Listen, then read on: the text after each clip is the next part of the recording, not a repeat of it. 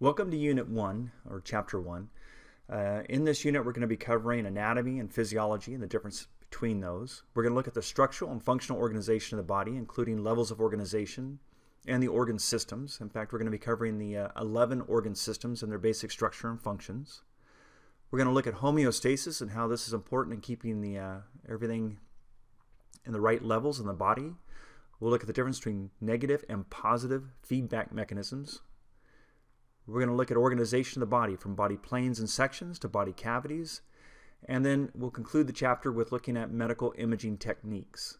Now, the outline that you have for the class is going to follow right along with the PowerPoint that you see here. So all these videos are optional. You don't have to watch the video, but if you'd like to hear and see and maybe get a few more examples of what's on the outline, this is a good way to do that. To show you what give you a reference for the outline, I'm going to come over here, and this is the outline that you have on the Canvas site. We see that it goes along and gives you the objectives, anatomy and physiology defined, the 6 levels of organization, body systems. And then as you go through this outline, you'll see them right here. Now, the terms that you see here, what's written in the outline, is going to follow along with the PowerPoint. Okay. And if you have any questions, just please let me know. Let's go ahead and get started on this. Anatomy. Difference between anatomy and physiology. When you look at anatomy, basically anatomy is the study of structure and the relationships among those structures. So it refers to the shape, the sizes, the characteristics and components of the human body. For example, you're looking at the arm. The arm has a muscle. It's called the biceps brachii. It has a triceps brachii. These are actual structures. And what bones make up the limb of the arm, the fingers? Well, you have the humerus, you have the ulna, you have the radius. These are all found in the arm and the forearm, and then you have the phalanges and the fingers. That's anatomy. Well, physiology is a study of how those structures function. So anatomy are the parts, physiology is how it works. Physiology explains the how and the why. So when you're looking at, for example, if you use a biceps brachii, that's a muscle that people tend to flex when they show if they're strong or not. On the arm, right here, here's the biceps brachii. Anatomists would look at the structure. They're going to look at the structure of the cell, all the cellular parts. Physiologists are going to look at how these parts function. So, for example, if you get down to the molecular level, you're going to see that there are proteins here. They have little arms that come up and grab to this protein, and during a contraction, these will be pulled closer together. So the muscle, when it contracts, you have these microscopic units called sarcomeres that get shorter. And the way that they get shorter is that these little arms that come out grab onto this protein here and pull it across. So it looks like this right here. How this happens, what chemical interactions that happen to allow this to work, is what physiology is going to focus on. So how do muscles contract? How do neural impulses, how are they formed in the nerves? And not just, we have a sciatic nerve, anatomists would say this is a sciatic nerve. A physiologist would look at how exactly neural impulses are formed. Anatomy looks at, for example, red blood cells, the structure of a red blood cell. A physiologist would look at how red blood cells carry that oxygen.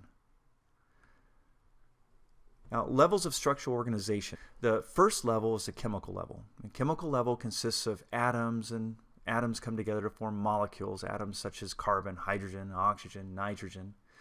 And these molecules can be very small, from water all the way to really large molecules such as proteins and DNA. Those molecules come together and they form the second level of cellular organization, or second level of organization, the cellular level. And then those cells, if you have cells that have the same function or similar function and they're extracellular material, then you can get tissues. And there are 4 basic types of tissues we're going to be looking at. And then those tissues can come together and form organs. So 2 or more different tissues come together to form organ. And here we have an organ with muscle tissue and epithelial tissue, and there's also nerve tissue in there as well, and then connective tissue. Those are the 4 types of tissues.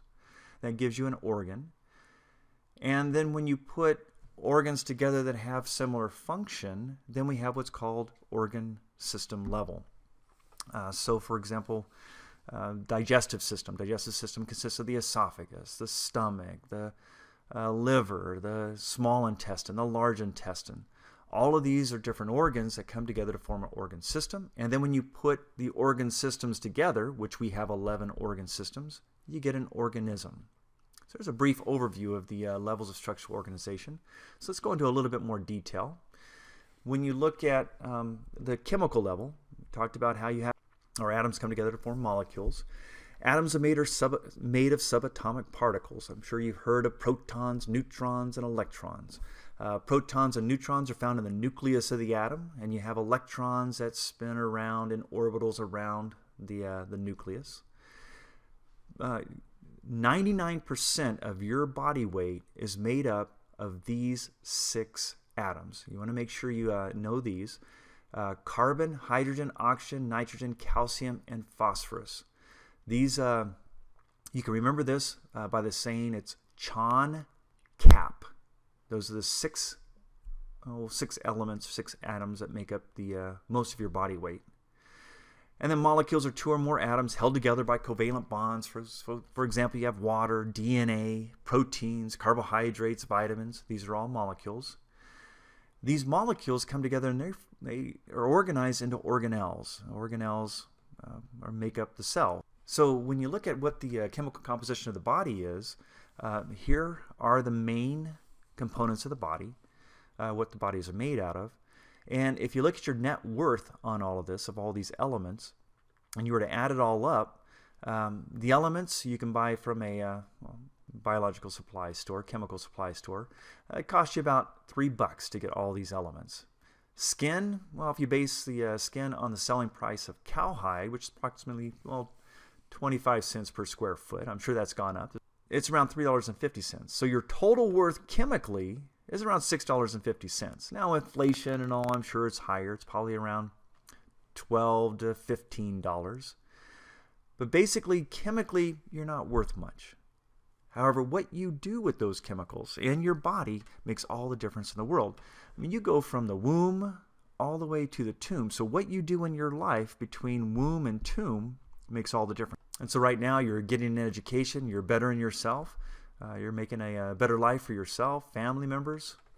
And so it's a good thing. When you look at a cellular level, organelles, the functional components of cells, we have the nucleus and the mitochondria. They come together to make cells, and the cells are the fundamental functional unit of life. Now, cellular level consists of organelles. Organelles are the functional components of cells. For example, the nucleus, the mitochondria. They're the fundamental functional units of life. Cell theory, there's 2 parts to it. All organisms are made of cells. In 1839, Sheldon and Schwann proposed this. And in 1839 also, Virchow showed that cells come from pre-existing cells. It's always interesting to me to think that all the way up until the 1830s and 40s, this was brand new information. And it wasn't too long ago that we found out about cells and how cells come from pre-existing cells. And look at where we started at from here all the way to where we are now with the cell and genetic manipulation and epigenetics and all. We've come a long way in a very short period of time. Now, if you take similar cells and their extracellular matrix and join them together to perform the same general function, you have what's called tissue. And we have 4 main types of tissue. We have muscle, epithelial, connective, and nervous tissue. And so we're going to, later on, we'll look at each of these and where we find them in the body and their various functions. If you take 2 or more tissues and put those together, then you have an organ. So for example, the stomach. The stomach consists of the tissue, primary tissue, epithelial tissue that lines the stomach in through here. You also have connective tissue in underneath the epithelial tissue. These are cells that line that stomach. Below that is the muscular level, and a type of tissue here. And nerve tissue is also in there. So in the stomach, you have all 4 different types of tissue, and this gives rise to an organ. If you take the organs, 2 or more organs that have a similar function, common purpose, then you have what's called an organ system. So the digestive system consists of the liver, stomach, intestines, pancreas, salivary glands to make up this system. And then if you put all the organ systems together, then you have an organism. It's all the body systems functioning together. So if you have any questions on this, please don't hesitate to ask. So let's do a little test of your knowledge. What's the smallest living units in the human body? Is it elements, subatomic particles, cells, or molecules? Second question. The level of organization that reflects the interaction between organ systems is the cellular level, tissue level, molecular level, organism. And here's the answer. Smallest living units are the cells. The level of organization that reflects interactions between organ systems is the organism. So the 11 organ systems, that'll be the next unit that we'll be covering.